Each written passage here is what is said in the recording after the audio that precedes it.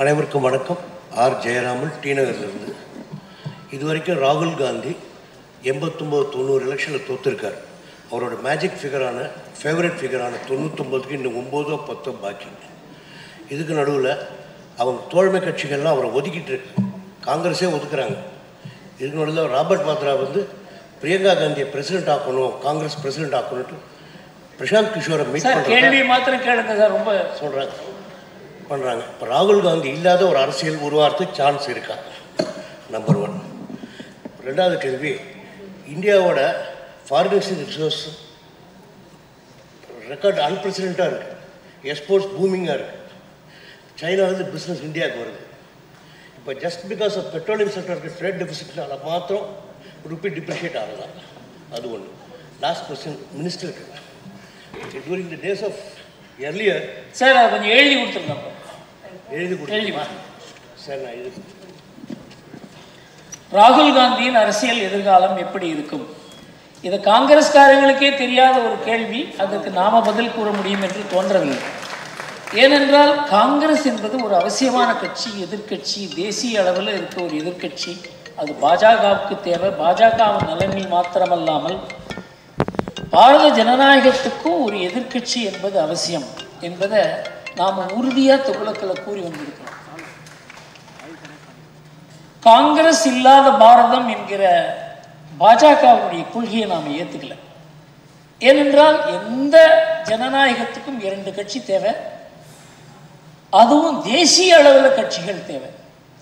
தேசிய அளவில் எதிர்கட்சி இல்லை என்றால் திமுக அங்கே ஒரு இடத்துலையும் ஒரு மாநில கட்சிகள் தோன்றும் பொழுது இந்த தேசத்தினுடைய ஜனநாயகமே வக்கரமாகிறது. அதனால் காங்கிரஸ் தேவை. காங்கிரஸுக்கு ராகுல் தேவையா இல்லையா என்பதை காங்கிரஸ் முடிவு பண்ண முடியல. அவருடைய எதிர்காலம் எப்படி இருக்கும் என்பதை பற்றி நாம் கவலைப்படுவதற்கு காரணமே காங்கிரஸின் எதிர்காலம் அவருடைய எதிர்காலத்தோடு சேர்ந்து இருப்பதனால நமக்கே கவலையாக இருக்கிறது. ஆனால் அவர் அந்த தலைமை பொறுப்புக்கு தகுதி இல்லை என்பதை நாம் முதல்லையே கூறி வந்திருக்கிறோம்.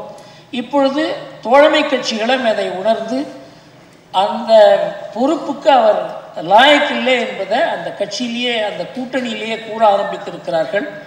வரும் ஓரிரு ஆண்டுகளில் அவருடைய எதிர்காலம் என்ன என்பதை நமக்கு தெரிந்துவிடும்.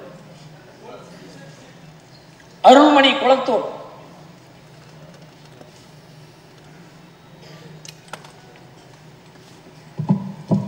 வணக்கம் சார். அருள்மணி ஃப்ரம் கொளத்தூர். அனைவருக்கும் பொங்கல் நல்வாழ்த்துக்கள் சார். தமிழகத்தில் எல்லா இடத்துலையும் பக்திக்கு ஒன்றும் பஞ்சம் இல்லை. கோவில்கள்லையோ சிறப்பு தினங்கள்லையோ மக்கள் லட்சக்கணக்கில் எல்லா இடத்துலையும் திரள்றாங்க. பிரார்த்தனைகள், நேர்த்தி கடன்னு இந்து மத நம்பிக்கைகள் அத்தனையிலையும் இறை நம்பிக்கையை துளிர்வதை நம்மளால் பார்க்க முடியுது. ஆனாலும் நம் மதத்திற்கு எதிரான சில கட்சிகளின் அவதூறு பிரச்சாரங்கள், கருத்துக்கள், கேலிகள் போன்றவற்றிற்கு எதிராக ஏன் இந்துக்கள் ஒன்றிணைவதில்லை? நம்மை ஆதரிக்கிற கட்சிகள், அமைப்புகள், தலைவர்களை ஏன் இந்துக்கள் ஒன்றாக எதிர்ப்பதில்லை? இதுதான் என்னுடைய கேள்வி. நன்றி. இந்த இந்து மதத்திலேயே ஒரு பெரிய அதனுடைய பலமும் பலவீனமுமே அது தானாக ஒற்றுமையாக இருக்கும். ஆனால் யாருக்கு எதிராகவும் ஒற்றுமையாக இருக்காது. அதனால தான் இந்து மதத்தின் பலமாகவும் இருக்கிறது, அதற்கு பலவீனமும் அதுதான். 1960-70களில் நான் மாணவனாக இருந்த பொழுது தமிழ்நாட்டினுடைய சமுதாயம், தமிழ்நாட்டினுடைய அரசியல், தமிழ்நாட்டினுடைய போக்கு எல்லாமே தெய்வீகத்துக்கு விரோதமாக இருந்தது, இந்துக்களுக்கு விரோதமாக இருந்தது. இந்து மதத்துக்கு மாத்திரம் இல்லாமல் இந்து மத சின்னங்களுக்கு எல்லாவற்றுக்குமே எதிராக இருந்தது. ஆனால் இப்போ பார்த்தீங்கன்னா நீங்களே கூறுகிறீர்கள், லட்சக்கணக்கானவர்கள் கோவில்களில் திரள்கிறார்கள். இதுவே ஒரு பெரிய மாற்றம். கண்ணதாசன் கூறினார், ஐயப்பனும் சுப்பிரமணிய சுவாமியும் இந்த தமிழ்நாட்டுக்கு வழிகாட்டி கொண்டிருக்கிறார்கள். எப்போ எழுதினார் அவர்? 1980களில் எழுதினார். தமிழ்நாட்டில் ஒரு பெரிய மாற்றம் சமுதாய அளவில் வந்து கொண்டிருக்கிறது. அது அரசியல் அளவில் அந்த மாற்றம் வராமல் தடுப்பதற்கு காரணமே 2 தான். வாக்கு வங்கி அரசியல், ஜாதி அரசியல். இது 2ஐயும் உடைக்கும் பொழுது உங்களுக்கு நாம் என்ன நினைக்கிறோமோ, அதாவது இந்து அரசியல் என்பதல்ல, தேசிய அரசியல் தமிழ்நாட்டில் உருவாகும். தேசிய அரசியல் தமிழ்நாட்டில் உருவாகும் பொழுது இந்த மைனாரிட்டி தாஜா அரசியல் குறையும், ஜாதி அரசியல் குறையும், வக்கிரமான அரசியல் குறையும், குடும்ப அரசியல் குறையும். இதற்கு முன்னணி நிற்க வேண்டியது பாஜக. அந்த பாஜக எந்த அளவுக்கு வளர்கிறதோ, ஆர்எஸ்எஸ் எந்த அளவுக்கு வளர்கிறதோ அந்த அளவுக்கு தான் இந்த மாற்றம் வர முடியும். நாடு முழுவதும் இது பின்னால் நான் பேசுவதாக இருக்கிறேன். ஏனென்றால் நான் கூறவில்லை, இதை சரத்பவாரும் நம்ம தொல் திருமாவளவனும் கூறியிருக்கிறார்கள். ஆர்எஸ்எஸ் எப்படி ஒரு பிரம்மாண்டமான மாற்றத்தை கொண்டு வந்தது, எப்படி கொண்டு வர முடிந்தது, அதை பார்த்தோம் என்றால் தமிழ்நாட்டில் எந்த சக்தி வளர்ந்தால் இந்த மாற்றம் ஏற்படும் என்பது நமக்கு தெரியும்.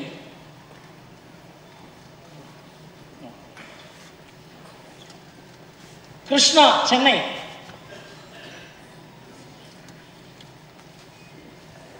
வணக்கம் ஆசிரியர் மற்றும் மத்திய அமைச்சர் பொங்கல் வாழ்த்துக்கள். சமீபத்தில் தினத்தந்தி கிருஷ்ணன் ஃப்ரம் சென்னை, சமீபத்தில் தினத்தந்தியில் interview former prime minister, former chief finance minister P Chidambaram, மன்மோகன் சிங் சார் இல்லைன்னா இந்தியா ரொம்ப கஷ்டப்பட்டிருக்கோம், செல்ஃபோன் வந்திருக்காது, அது வந்திருக்காது. செல்ஃபோன் அதெல்லாம் வந்து டெக்னாலஜிக்கல் டெவலப்மெண்ட்ஸு, இதில் எக்கனாமிஸ்ட்டுக்கு என்ன வேலைன்னு எனக்கு தெரியல.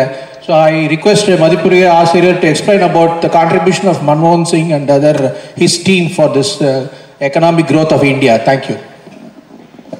சார், நம் நாட்டினுடைய பொருளாதார வளர்ச்சிக்கு இந்த ஒருவர் காரணம் என்று நம்மால் கூற முடியாது. ஆனால் 1990களில் உலகமயமாக்குதல் ஒரு புயலாகவும் சுனாமியாகவும் வந்த பொழுது அதை எதிர்கொள்வதற்கு ஒரு உலக அளவில் பொருளாதார நிபுணர் என்பவர் ஒருவர் தேவையாக இருந்தது. இன்னொன்று, மன்மோகன் சிங் அப்பழுக்கு இல்லாத ஒரு நிதி அமைச்சர், அதில் சந்தேகமே கிடையாது. அவருக்கு வெளிநாட்டினுடைய பொருளாதார போக்குகள், கொள்கைகள், நடவடிக்கைகள் எல்லாம் அறிந்தவர். நம்ம நாட்டினுடைய பொருளாதாரத்தினுடைய போக்கும் அவருக்கு தெரியும். அதனால் நரசிம்மராவ் அவர் நிதியமைச்சராக தேர்ந்தெடுத்தது தான் ஒரு பெரிய மாற்றத்தை ஏற்படுத்தியது. நமக்கு அவருக்கும் கருத்து வித்தியாசம் உண்டு. மன்மோகன் சிங்கை எதிர்த்து நான் நிறைய போராட்டங்கள் செய்திருக்கிறேன், அறிக்கைகள் விட்டிருக்கிறேன். ஆனாலும் மன்மோகன் சிங் இந்த நாட்டுக்கு எதிராக ஒன்று செய்தார் என்று சொல்ல முடியாது. இந்த நாட்டுக்கு உகந்த கொள்கைகளை 3-4 ஆண்டுகள் கடைபிடித்து இந்த நாட்டினுடைய பொருளாதாரத்தை வலுப்படுத்திய நிதி அமைச்சர் அவர். ஆனால் பிரதம மந்திரியாக அவர் அந்த காரியத்தை செய்ய முடியாததற்கு காரணம், அவருக்கு மேலே சோனியா காந்தி தான் ஒரு சூப்பர் பிரைம் மினிஸ்டராக அமர்ந்தது தான். அதனால் அந்த காலகட்டத்தில் அவரால் எந்த அளவுக்கு நிதியமைச்சராக இருந்து இந்த நாட்டினுடைய பொருளாதார வளர்ச்சியை செய்ய முடிந்ததோ அந்த அளவுக்கு அவரால் செய்ய முடியல. செல்ஃபோன் வந்தது, மற்ற டெக்னாலஜி மாற்றங்கள் எல்லாம் ஒரு நிதியமைச்சராலேயோ ஒரு பிரதம மந்திரியாலேயோ கொண்டு வர முடியாது. உலகம் முழுவதும் ஏற்பட்ட ஒரு மாறுதலை எந்த நாடும் தடுக்கவும் முடியாது. அதனால் இது சிதம்பரம் போன்ற ஒரு விஷயம் அறிந்தவர்கள் மன்மோகன் சிங்கால தான் செல்ஃபோன் வந்தது என்று கூறுவது எந்த அளவுக்கு ஒரு சாதாரணமான ஒரு விமர்சனம் என்பது தான் எனக்கு தோன்றுகிறது.